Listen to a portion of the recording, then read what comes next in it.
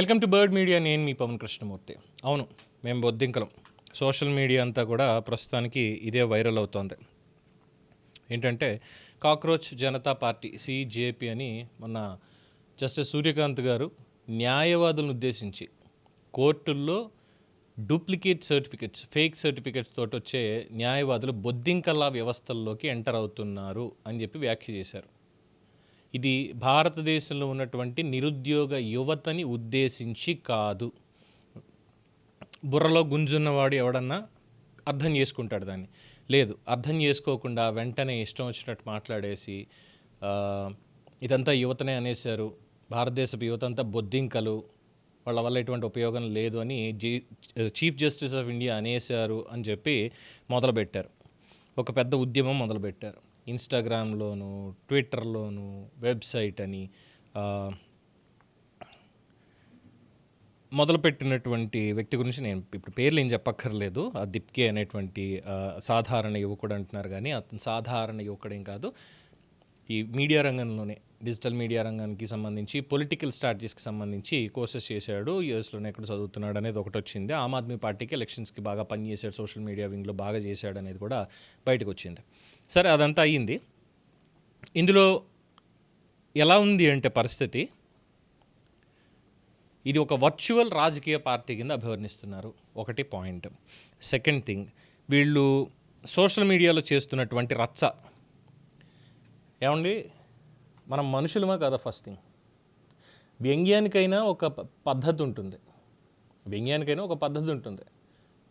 నేను మనిషిని అయి ఉండి నేను నా సెల్ఫీ వీడియో తీసుకుంటూ నేను బొద్దింకని అంటే ఎలా ఉంటుంది? అది బొద్దింకలు ఎక్కడ ఉంటాయి? బొద్దింకల వల్ల ఏమవుతుంది తెలీదా? అక్కడ కూడా కనీసం అంటే ఒక ప్రోగ్రెసివ్ ఆలోచన అనే లేదు. వ్యంగ్యంలో అయినా ఒక ప్రోగ్రెసివ్నెస్ అనేది ఉండాలి. నేను కాక్రోచ్ని పెట్టేశాను. కాక్రోచ్ అంటే ఏంటంటే బొద్దింక.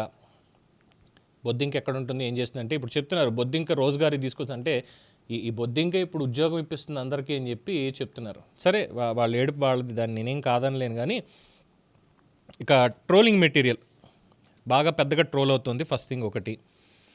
ఇందులో వాళ్ళు చెప్తున్నటువంటిది, మాకు కావాల్సిన వాళ్ళు ఎవరు అంటే ఈ సిజేపీకి సంబంధించి వాళ్ళు రిలీజ్ చేసిన పోస్టర్ని చూసారా? వాళ్ళకి కావాల్సిన రిక్వైర్మెంట్స్ ఇవన్నీ కూడా తీసుకున్నప్పుడు వాళ్ళకి కావాల్సినటువంటి రిక్వైర్మెంట్స్ దీంట్లో ముఖ్యంగా దాదాపు ఇన్స్టాగ్రామ్లోనే 2 కోట్ల పైచిలుకు జాయిన్ అయ్యారు. Are you eligible? వాళ్ళకి కావాల్సినటువంటి ఎలిజిబిలిటీ లేజీ. First thing, 1 moment 1 nation 1 change అంట, జెన్జీ ఇది పెట్టుకున్నారు. బొద్దింకలు టీలు తాగితే బొద్దింకలు ఫోన్లు చూస్తాయంటూ పెట్టుకొచ్చారు. Cockroach Janata Party, how a cockroach become India's new symbol of youth anger. ఇది యూత్ యాంగర్ కాదు, బూత్ యాంకర్లా ఉంది. బూత్ యాంగర్ అనాలి దీన్ని. సరే, ఇక సోషల్ మీడియాలో వీళ్ళు చెప్పేటువంటిది ఎలా ఉంది ఏంటంటే, నేను బొద్దింకని నేను ప్రశ్నిస్తా, ఇది వీళ్ళు చెప్పేది. అయితే దీని వెనకాల ఫండింగ్ ఇచ్చే వాళ్ళు ఎవరున్నారు ఏంటి అంటే, ఆమ్ ఆద్మీ పార్టీ అని చెప్పి చెప్తున్నారు. దీని వెనకాల కేజ్రీవాల్ ఉన్నారు, అలాగే కాంగ్రెస్, అలాగే దేశ విద్రోహ శక్తులు కొన్ని బయట నుంచి బాగా సపోర్ట్ చేస్తూ వస్తున్నాయి అని చెప్పి కూడా మాట్లాడుతూ వస్తున్నారు. సోషల్ మీడియాలో విపరీతమైనటువంటి ట్రోలింగ్ అవుతుంది. ఇందులో చెప్పేది, పని పాట లేకుండా రోజుకి 12 గంటల పాటు సోషల్ మీడియాలో గడిపే యువతే దీంట్లో సభ్యులుగా ఉండాలి. వాళ్ళకి కావాల్సింది రోజుకి 12 గంటలు ఓన్లీ సోషల్ మీడియాలో మాత్రమే ఉండేటువంటి యువత కావాలి. అంటే ఈ 12 గంటలు వాళ్ళు ఏదో ఒకటి పోస్ట్ చేస్తూ వెళ్ళాలన్నమాట, ఇంకేం అవసరం లేదు. అంటే అది ఎలాంటిది, ఒక విద్వేషకరమైనటువంటిది. క్వశ్చన్ తప్పు కాదు, ప్రశ్నించడం అనేది తప్పు కానే కాదు. ప్రజాస్వామ్యంలో ప్రశ్నించడానికి కూడా హక్కు ఉంది. అది అసంబద్ధంగా ఉండకూడదు అంతే. అది ఒక పాయింట్. తర్వాత ఇప్పుడు దీనికి వీళ్ళు ఇచ్చిన క్రైటీరియాకి నిజంగానే నవ్వు వస్తుంది. వీళ్ళు ఎలాగా ఇచ్చేసుకుంటున్నారంటే, మేము బొద్దింకలం, భావి భారత దిశానిర్దేశకులం అని చెప్పి సీఎం క్యాండిడేట్లు వచ్చేసారు, పీఎం క్యాండిడేట్లు వచ్చేసారు. మొత్తం అన్నీ ఎవరి రేంజ్కి వాళ్ళకి, నేను బొద్దింకని నేను కాబోయే కార్పొరేటర్, నేను బొద్దింకని నేను కాబోయే ఎమ్మెల్యే, నేను బొద్దింకని నేను కాబోయే మంత్రిని, నేను బొద్దింకని నేను కాబోయే ఇది. పొలిటికల్ ఎజెండా, ఎఫిలియేషన్స్ ఇవే. అంతే తప్ప నేను భారతదేశ పౌరుణ్ణి, నాకు ఒకవేళ ప్రభుత్వ ఉద్యోగం రాలేదా, ప్రైవేట్ రంగంలో నేను జాయిన్ అవుతాను, నా స్కిల్ అప్గ్రేడ్ చేసుకోవాలా, నాకు సరిపోవట్లేదా, అప్గ్రేడ్ చేసుకుంటాను, నిరంతర విద్యార్థిగా నేర్చుకుంటాను, వెళ్తాను, పనిచేస్తాను, నా కెరీర్ని నేను బిల్డ్ చేసుకుంటాను. ఇవి కాదు. ఇప్పుడు ఒక జెన్జీ మూమెంట్ అంటే నేపాల్లోను బర్మాలోను వచ్చినటువంటి మూమెంట్స్, వీటికి సంబంధించి ఎగ్జాంపుల్స్ తీసుకొని మేము కూడా ఇలాగ అయిపోతాం, ఇదే చేసేస్తామని. ఎందుకంటే యువతకి దేశంలో ఒక విలువ ఉంది, యువ భారతం అంటాం ఇప్పటికి కూడా. ఎందుకంటే యువతే మిగతా దేశాలతో కంపేర్ చేసినప్పుడు యువతే ఎక్కువగా ఉన్నారు. కానీ ఆ యువత కాస్త పెడత్రోవ పడుతున్నటువంటి వాళ్ళు చాలామంది ఉన్నారు. వాళ్ళని సంస్కరించాలి అనేటువంటి పాయింట్ ఇక్కడ కావాలి. ఈ జంజీ మూమెంట్లు ఇవి కాదు. జంజీ మూమెంట్లు వస్తే ఏమవుతాయో తెలుసా? మేబీ ప్రభుత్వాలు మారొచ్చు దెబ్బకి. ఎస్, నేపాల్లో చూసాంగా జంజీ మూమెంట్కి ఏ విధంగా మారింది అనేది. కానీ ఇప్పుడు నేపాల్ పరిస్థితి ఏంటి, బర్మా పరిస్థితి ఏంటి? బర్మా నుంచి ఎవరెవరు వచ్చి మనకి ఇక్కడ రైల్వే ట్రాక్ల దగ్గర అక్కడ ఇది షెడ్లు వేసుకొని ఆక్యుపై చేస్తుంటే ఇప్పుడు ఖాళీ చేసి వెళ్ళాల్సి వస్తుంది. చూసారు ఎవరన్నా? సరే, దీనికి నాలాంటి వాడితో చెప్తే పొలిటికల్గా మాట్లాడుతున్నానని ఇంకోటని అనుకునే ప్రమాదం ఉంది. కాబట్టి నాకంటే ఉన్నత విద్యాధికులు మాట్లాడినటువంటి మాటలు నేను వినిపిస్తాను. ఒక చార్టర్డ్ అకౌంటెంట్ సిఏ దుర్గాంజలి గారని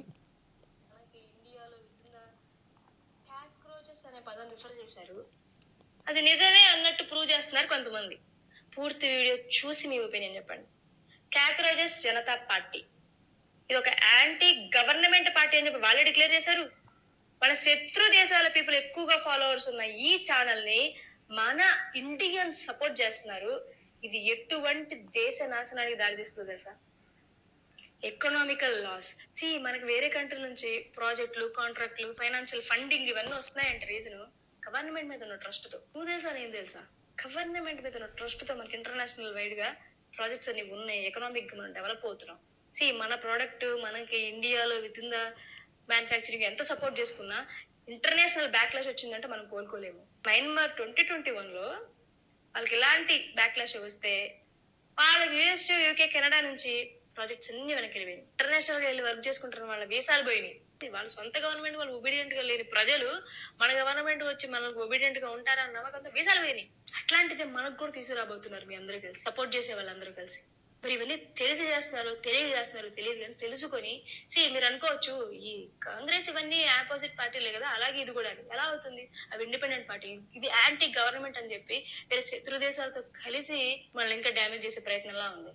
కాదని ప్రూవ్ చేయమనండి. ఒక స్పెసిఫిక్ కాదు, యాంటీ కరప్షన్, యాంటీ అన్ఎంప్లాయ్మెంట్ అలాంటి ఒక స్పెసిఫిక్ రిలేటెడ్ ఏమో లేకపోతే దాన్ని స్ప్రెడ్ అయితే కనుక వీళ్ళందరూ వస్తారా చెప్పండి? ఎంతమంది 1 crore పీపుల్ వస్తారా? రారు. ఇక్కడ యాంటీ గవర్నమెంట్ అన్నందువలన అందరూ ఈ మధ్యలో అడ్వర్టైజ్మెంట్లు ఒకటి డెవలప్ అవుతున్నాం. మన ప్రోడక్ట్ మనకి ఇండియాలో విత్ ఇన్ ద మ్యానుఫ్యాక్చరింగ్ ఎంత సపోర్ట్ చేసుకున్నా ఇంటర్నేషనల్ బ్యాక్లాష్ వచ్చిందంటే మనం కోలుకోలేము. మయన్మార్ 2021లో ఒక స్పెసిఫిక్ కాదు, యాంటీ కరప్షన్, యాంటీ అన్ఎంప్లాయ్మెంట్ అలాంటి ఒక స్పెసిఫిక్ రిలేటెడ్ ఏమో లేకపోతే దాన్ని స్ప్రెడ్ అయితే కనుక వీళ్ళందరూ వస్తారా చెప్పండి? ఎంతమంది 1 crore పీపుల్ వస్తారా? రారు. ఇక్కడ యాంటీ గవర్నమెంట్ అన్నందువలన అందరూ ఏకమయ్యారు. స్టాక్ మార్కెట్ ఎందుకు పడిపోద్ది ఎలక్షన్స్ టైంలో?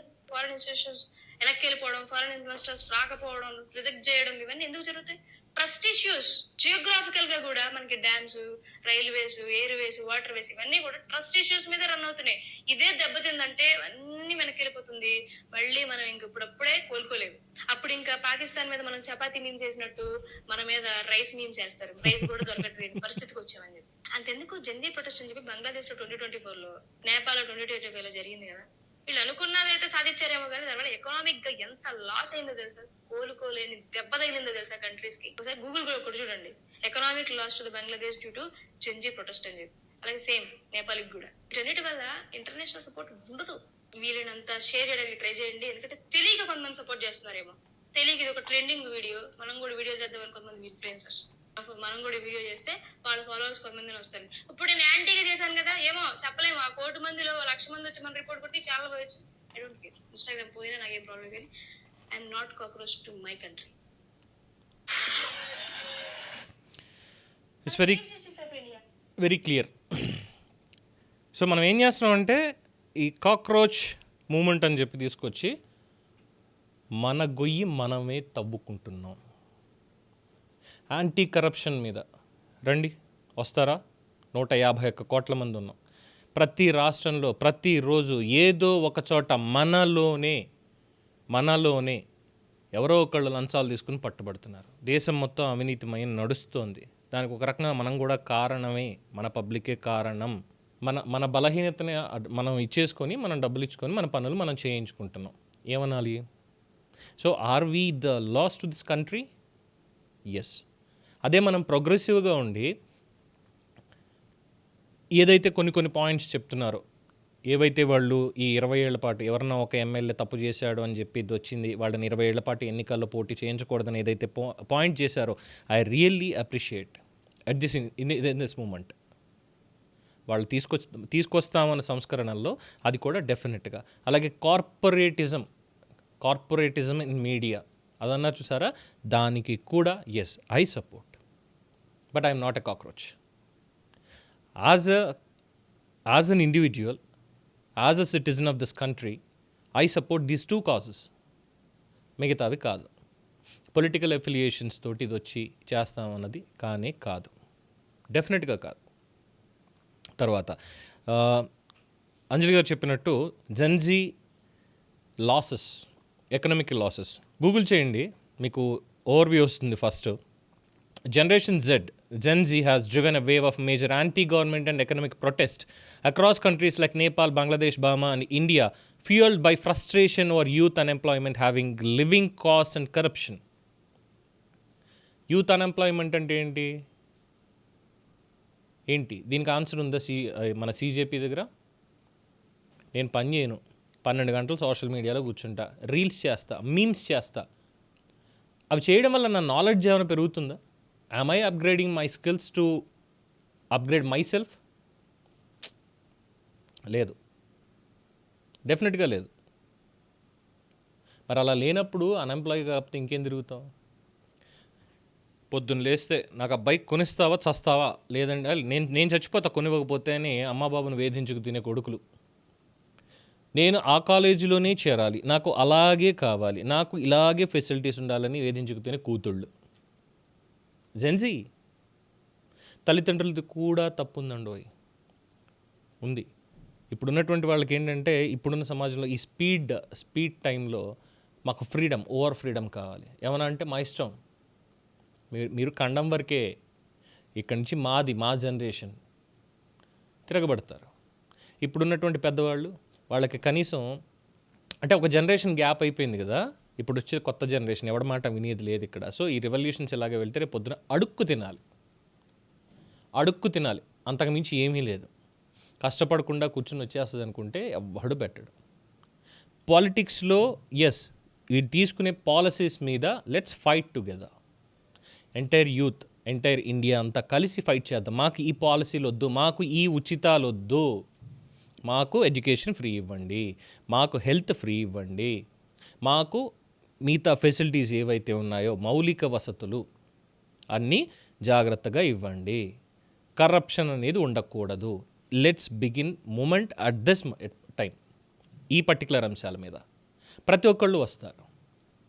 ఇది నా అభిప్రాయం మాత్రమే సుమా. CJP లాంటిది కాక్రోచ్లు అయితే రారు డెఫినెట్గా. దీని మీద మేము మాట్లాడతాం అనేక వేదికల మీద, ఎందుకంటే ఇప్పుడు ప్రపంచం అంతా కూడా మా చేతుల్లోకి వచ్చేసింది కాబట్టి మేము మాట్లాడతాం. ఇది యాంటీ గవర్నమెంట్గా తీసుకెళ్తున్నారు. ఫస్ట్ థింగ్, యాంటీ BJP కాదు, నెరేటివ్ యాంటీ BJP ఉన్నప్పటికీ కూడా ఇది యాంటీ గవర్నమెంట్ తీసుకెళ్తున్నారు. ఎందుకంటే BJP NDA కూటమి గవర్నమెంట్లో ఉంది కాబట్టి. ఈ CJP వాళ్ళు మిగతా మూమెంట్స్ తీసుకురండి, వరల్డ్ పీస్ మూమెంట్ అని తీసుకురండి వెళ్ళి. అబ్బే లేదు, మాకు అదెందుకు? అమెరికా వాడు చేస్తున్నటువంటి తిక్క పనులకు మేమెందుకు స్పందిస్తాం? రేపు పొద్దున్న పెట్టుబడులు పెట్టాలంటే ఆల్రెడీ నేపాల్ని, బంగ్లాదేశ్ని, బర్మాని చూసిన వాళ్ళు భారతదేశంలోకి వచ్చి పెట్టుబడులు పెడతారా? ఉద్యోగాలు ఇస్తారా? ఏం చేయాలి అప్పుడు? మట్టి తినాలి, తవ్వుకుని మట్టి తినాలి. నేను ఉద్యమాలని తక్కువ చేయట్లేదు, పిచ్చి ఉద్యమాలను మాత్రమే ఇక్కడ మాట్లాడుతున్నాను. అన్నా హజారే మూమెంట్ వచ్చింది కానీ తొక్కేశారు. ఆమ్ ఆద్మీ పార్టీ పుట్టింది, ఏమైంది? లిక్కర్ స్కామ్లో ఇరుక్కున్నారు. దాని మీద విచారణ జరుగుతుంటే జడ్జి గారి మీదనే ఆరోపణలు. అంటే మా ఇష్టం, మేము చేస్తాం, మమ్మల్ని గెంటేశారు కదా, మేము ఓడిపోయాం కదా, మేము ఇదైపోయాం కదా, అరెస్ట్ చేశారు కదా, మేము వెళ్ళిపోతాం. ఎలా ఉంది పరిస్థితి? చదవేస్తే ఉన్నమతి పోయింది అంటారు సరా, అలా తయారైంది. అండ్ 25 నేపాల్లో చూసినప్పుడు massive economic inequality, poor governance, political corruption వచ్చింది. ఎకనామిక్ లాస్ చూసినప్పుడు ఎంత వచ్చిందో తెలుసా? Economic loss total is 84.5 billion Nepali rupees, nearly $587 million. అక్కడ టూరిజం సెక్టర్లో లాస్ దగ్గరగా $232 million, 40% of the total damage. తీసుకొస్తారా? ద జెన్జీ హూ ప్రొటెస్టెడ్ తీసుకొస్తారా దీన్ని? అతలాకుతలం అవుతోంది. నేపాల్ కానీ, బంగ్లాదేశ్ కానీ, బర్మా కానీ పక్క దేశాల మీద పడుతున్నారు. ఇప్పుడు బెంగాల్లో కానీ, బాంబేలో కానీ జరిగేది ఏంటి అనుకుంటున్నారు? వాళ్ళని అక్కడి నుంచి పంపించాలి అనేటువంటి కార్యక్రమం జరుగుతోంది.